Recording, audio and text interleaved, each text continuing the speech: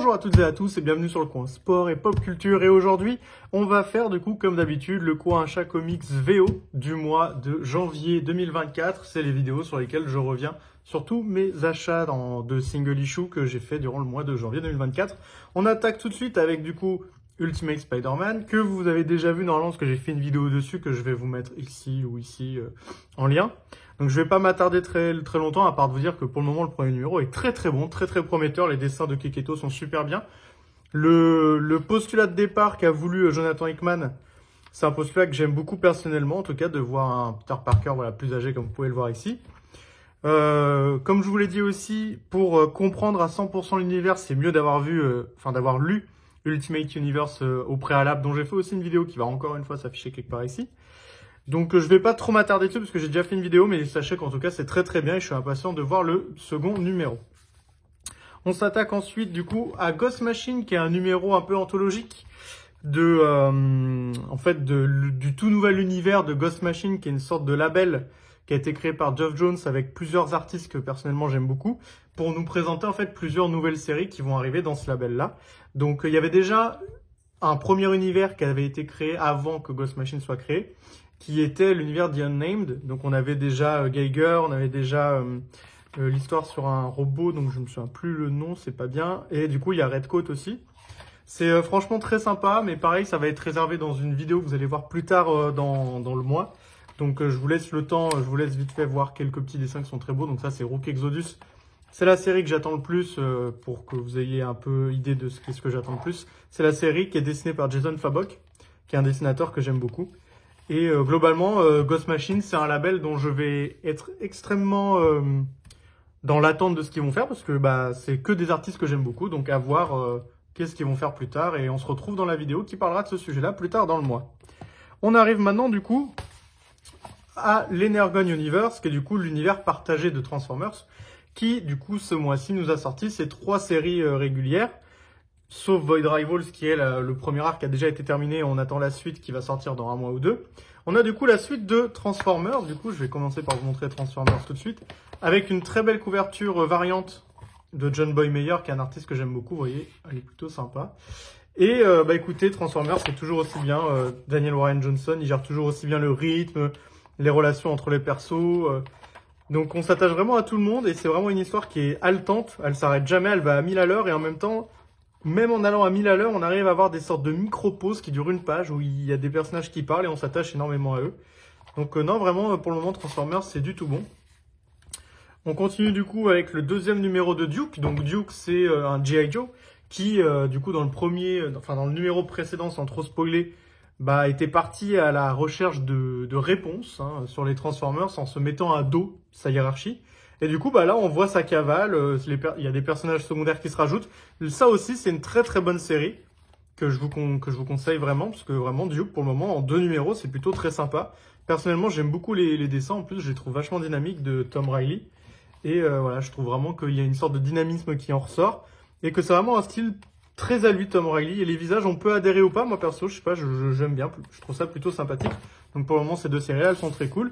Et enfin, il y avait aussi Cobra Commander qui, lui, est du coup l'anti-héros, on va dire, de cet univers qu'on va suivre, qui est une sorte de méchant endoctriné dans une sorte d'alliance, qui du coup, lui aussi, va être à la poursuite des Transformers, mais lui plutôt pour leur piquer, on va dire, leurs aptitudes, leur énergie.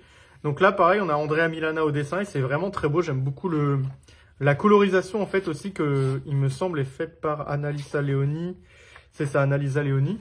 Vraiment, c'est très sympa, vous voyez, comme vous pouvez voir, les dessins sont plutôt beaux.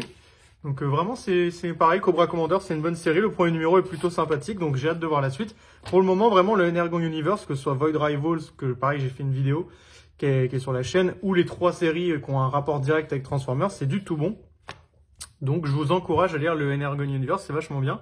On s'attaque maintenant, et vous le savez, parce que c'est un peu la tradition sur cette chaîne, c'est les séries Spawn, parce qu'évidemment, je suis Spawn tous les mois, et dans les mois à venir, il va y avoir des nouvelles séries qui vont arriver, et évidemment, elles seront aussi présentées ici.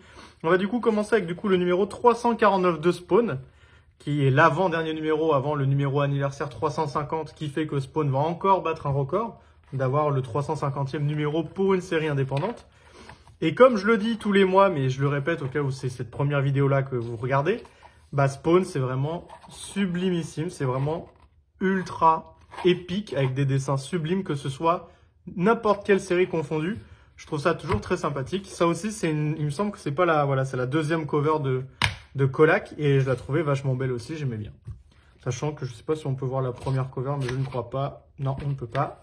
Donc voilà, le premier numéro, enfin le numéro 349 de Spawn, il est très cool, c'est toujours sur la même lignée, très épique. Pareil, là on est sur King Spawn, qui est la série, enfin pas dérivée, mais qui se passe en même temps que Spawn, on va dire à peu près. Qui du coup, pareil, va vers le numéro 350 de Spawn, la série classique. Et pareil, là c'est Javier Fernandez au dessin, et vous voyez, c'est des dessins très très beaux. Voilà, avec beaucoup de grands plans, c'est très détaillé, c'est très épique. C'est toujours aussi beau, de toute façon Spawn c'est toujours beau. Donc voilà, King Spawn, c'est toujours très sympa. Ensuite, on a The Scorched, donc le numéro 25, qui, pareil, est plutôt cool. Donc ça, c'est plus un Avengers des Spawn qui se lie un peu à part. Et c'est d'ailleurs She-Spawn, donc le Spawn au féminin, qui est un peu l'héroïne, on va dire, la chef de cette alliance. Et encore une fois, c'est toujours beau. Là, on est sur Stephen Segovia au dessin, qui nous fait encore des trucs très dynamiques, très épiques, avec des combats très haletants. Vraiment, Spawn, c'est toutes des séries très popcorn, très sympathiques à lire, que je vous recommande en toutes circonstances. C'est très sympa. Et ce mois-ci, on avait la particularité d'avoir deux sorties King Spawn, parce que du coup, il y avait le numéro 30, mais juste avant, il y avait le numéro 29, donc j'aurais dû vous le présenter dans l'autre ordre. Mais ouais, de toute façon, vous allez voir qu'encore une fois, Javier Fernandez, c'est très très beau. Voilà, on commence avec une super page quadrillée du visage de Spawn, avec un grand plan avec Spawn qui, on va dire, se met dans une position épique. Et donc voilà, c'est toujours aussi beau. Et globalement, je peux pas trop vous spoiler parce qu'on est arrivé à un moment de l'histoire où vraiment on arrive à un dénouement. Mais très franchement, Spawn c'est très sympa. Et si vous voulez y suivre en VO ou en VF, bah en VF, on a quasiment tout qui est sorti de Spawn. Et j'ai d'ailleurs aussi fait une vidéo pour vous expliquer comment démarrer Spawn. Et on termine avec les indépendants, avec Edenwood, qui est la série de Tony Daniel. Donc j'avais beaucoup aimé le premier numéro, que j'aimais bien l'univers, je le trouvais vachement intéressant. Et évidemment, c'est Tony Daniel, donc les dessins sont toujours aussi somptueux.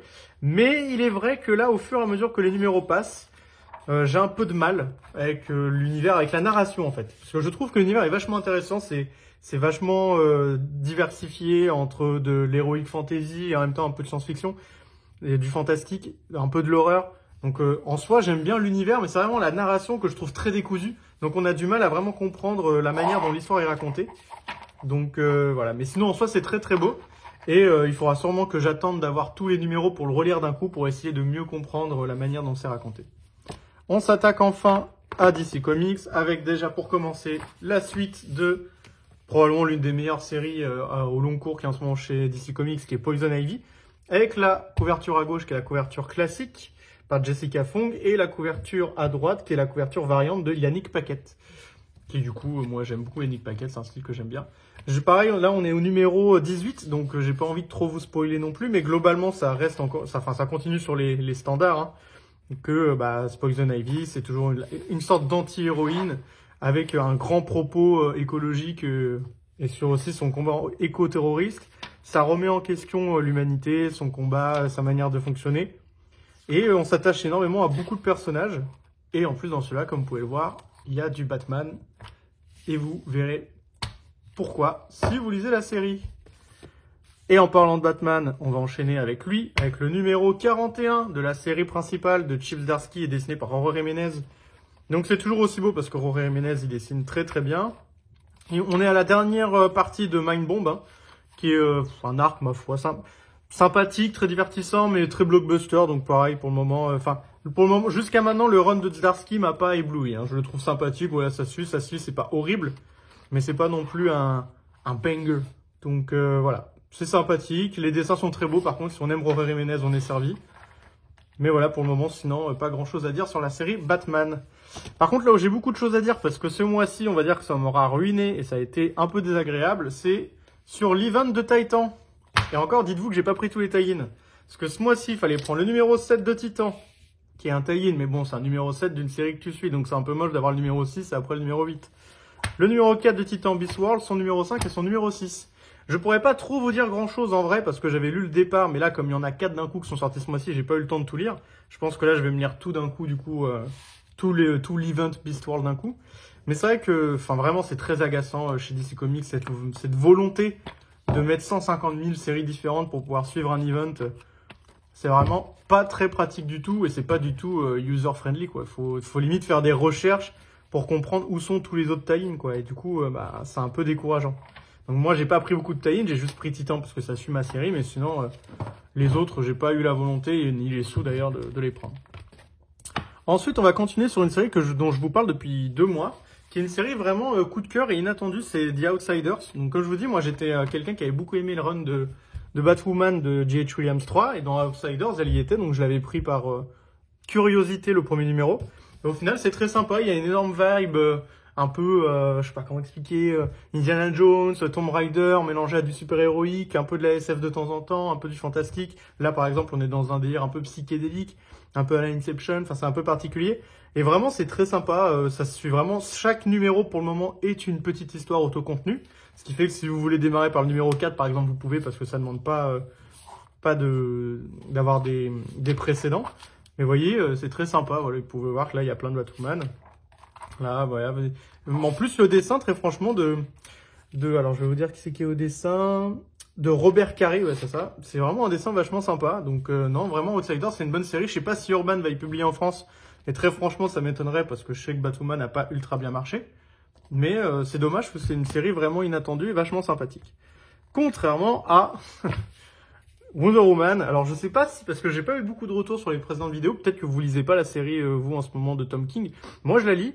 Alors, c'est encore une fois une série qui est très bien dessinée et je trouve que Wonder Woman est bien caractérisée dedans. En soi, en tant que personnage, c'est plutôt cool et elle est très bien dessinée, elle a beaucoup d'épique et elle est plutôt classe. Mais je sais pas pourquoi j'arrive pas à adhérer enfin déjà à l'antagoniste principal, que ce soit la narration aussi. Je trouve que, vous voyez, c'est ultra verbeux, c'est ultra descriptif. Alors c'est un peu ironique parce que dans Spawn, c'est un peu le cas. Todd McFarlane, il aime bien être très très descriptif. Sauf que dans Spawn, je suis habitué et c'est un peu une série, on va dire Madeleine de Proust pour moi, donc j'accepte. Mais dans Wonder Woman, c'est lourd. Enfin moi, je trouve ça très très lourd dans la manière de vous raconter l'histoire. Que, vous voyez, il y a des cases partout tout le temps. Le récit, il nous laisse pas en fait apprécier ce qui se passe. Et en fait, il est obligé de parler tout le temps. Donc ça respire pas beaucoup et c'est vrai que c'est assez dur à relire. Alors je verrai quand ce sera vraiment terminé, essayer de relire d'un coup aussi pareil pour voir si ça change mon jugement. Mais là, c'est vrai que ça donne pas envie en fait à chaque fois, comme il y a tellement de choses à lire que le mois d'après, on se souvient pas de tout ce qui a été dit le mois d'avant. Donc c'est un peu compliqué et en tout cas, moi, c'est pas une série qui pour le moment me marque. Je la suis parce que je la suis depuis le début, donc autant aller jusqu'à la fin pour avoir un avis définitif. Mais pour le moment, numéro 5, c'est pas foufou. Et on termine avec le numéro 10, qui là, par contre, est une super série que vraiment vous devez lire, que ce soit en VO ou en VF, parce que Dawn of Superman est sorti en VF normalement le mois dernier ou ce mois-ci. Et là, on est au numéro 10, qui du coup, à cause d'un élément scénaristique, va renvoyer, vous doutez bien, Superman du coup, à l'époque du Far West. Et très franchement, c'est super cool. Voilà, déjà, regardez les pages, comment elles sont vraiment géniales. Avec les dessins de Bruno Redondo et Caio Felipe. Vraiment, c'est génial. L'histoire, elle est trop cool, elle est ultra prenante. Et vous voyez, c'est complètement l'inverse de Wonder Woman. C'est-à-dire que dans Superman, il y a beaucoup d'actions qui sont dynamiques et en même temps, les personnages, quand ils parlent, c'est pour dire vraiment des choses qui font avancer l'histoire ou qui vous donnent des intrigues ou des sous-intrigues. Mais vous voyez, ça respire. C'est la narration, elle est faite par le découpage, par le dessin. Elle n'est pas faite par 150 000 cases qui vous parlent pendant 25 ans pour dire ce que les personnages y pensent sur un avis ou quoi. Donc non, vraiment, c'est une super série. Le numéro 10 est vraiment super cool et le concept de l'univers du Far West est vachement prenant. C'est à la limite je trouve que ça fait un peu gimmick de Tom Taylor, presque, de faire vous savez, une sorte de what if dans un univers différent, sauf que là, on est dans une série régulière et on a Superman qui est envoyé ici par un élément scénaristique. Vraiment, le run de Williamson sur Superman est vraiment super cool. Donc, je voulais vous laisser sur un très bon avis, et c'est un très bon avis, parce que Superman 10 est vachement cool. Donc, je vous remercie d'avoir regardé cette vidéo. Vous me direz, vous, ce qui vous plaît ou ce qui vous plaît pas en ce moment en VO. Parce qu'il y en a peut-être qui sont même pas dans cette liste, que je prends pas. Et dans ce cas-là, n'hésitez pas à me les recommander, voir si je pourrais peut-être en découvrir grâce à vous. Et s'il y a des avis que j'ai que vous avez pas, par exemple, peut-être que vous trouvez Eden Wood super simple à comprendre. Peut-être que vous trouvez Wonder Woman super fluide et super sympathique à lire. Ou peut-être qu'à l'inverse, vous détestez Spawn et vous avez le droit. Peut-être qu'à l'inverse, vous détestez Superman. Mais très franchement, c'est compliqué de détester Superman parce que le run est vachement bien quand même. Et peut-être que vous aimez pas l'univers partagé Transformers aussi. En tout cas, n'hésitez pas à me le dire en commentaire. Passez à tous une bonne journée, matinée ou après-midi, selon le moment auquel vous regardez cette vidéo. Encore merci pour votre visionnage. Lisez des comics, en VO de préférence. C'est toujours plus sympa de lire dans le langage d'origine. Tchuss!